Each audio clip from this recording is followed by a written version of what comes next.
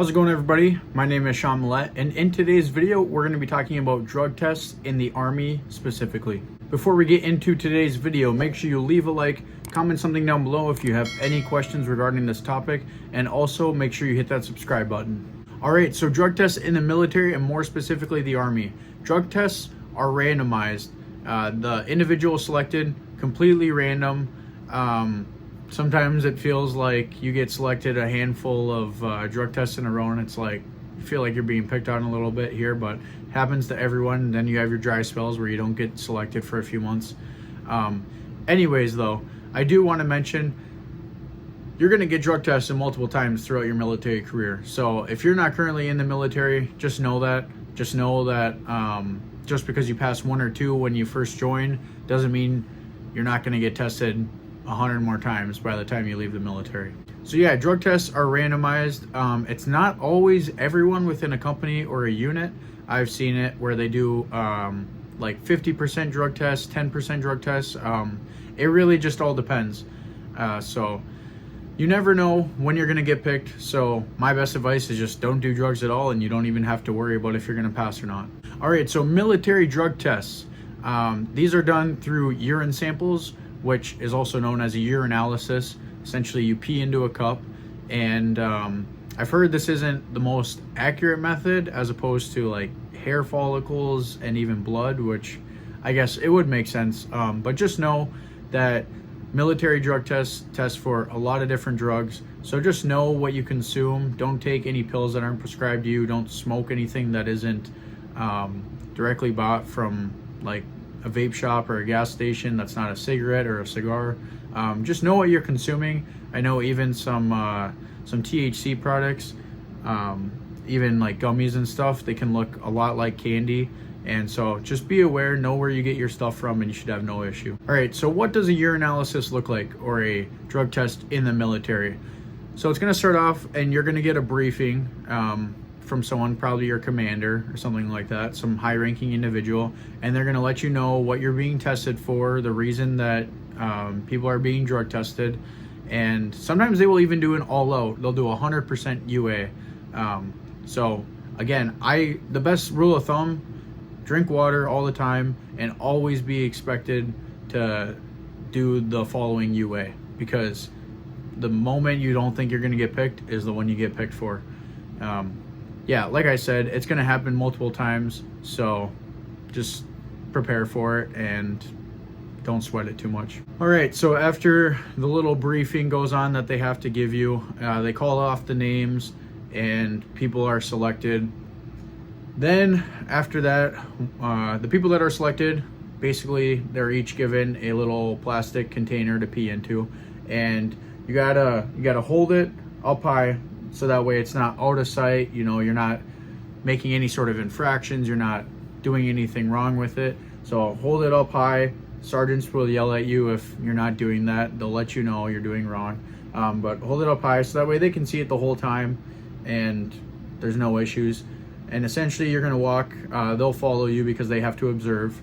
They gotta make sure you don't do anything. So they're going to walk with you to the latrine or the bathroom or the restroom, whatever you want to call it, and you're going to pee into the cup. And after that, you get a sample. That sounds weird. There's like a minimum and a maximum line, so pay attention to that, so that way you don't have to do it all over again and then wait probably 30-45 minutes till you have to pee again.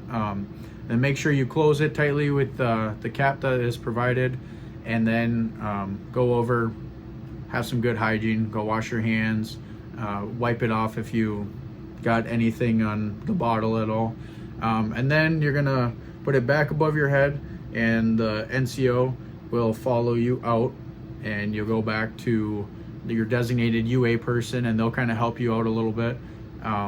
Essentially, you're gonna sign some stuff, verify that the urine sample that you are submitting is the one that is placed under your name. So that way, if anyone fails, then there should be no reason why, you know, they like higher up goes after some individual who failed and they get the right person, because that would really suck if someone told you that you failed a drug test even though you didn't. I'm sure that's happened before, but They usually have a very good method put in place so that way this doesn't happen. Make sure you do what you need to do for that portion. Make sure you watch your sample go into the slot that it is supposed to be into, so that way whoever's in charge doesn't make any sort of mistakes. Usually they're pretty good about what they do. It's not their first time doing it, but just make sure, because if you sign for that and the one under your name is a fail, then you're pretty screwed. I mean, you could probably try and make some sort of case, you could probably try and appeal it, but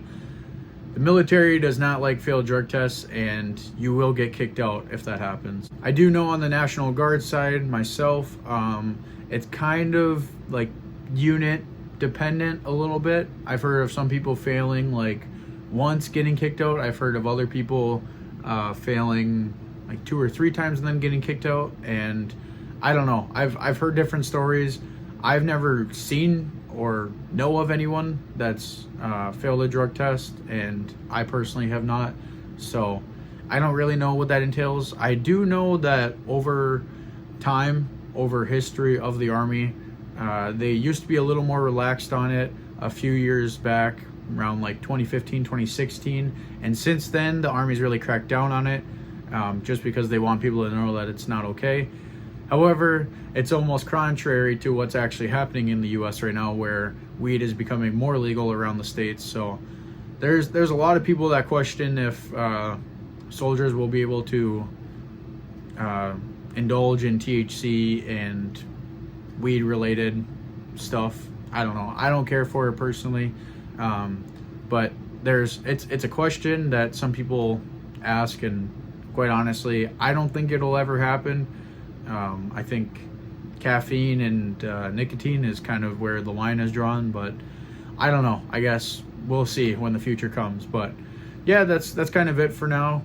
I really hope you guys enjoy this video, and let me know any questions you have about military drug tests, Army drug tests, anything of that sort, or just anything military related questions. Thanks for watching, guys. It's your boy Sean Millett. Peace out.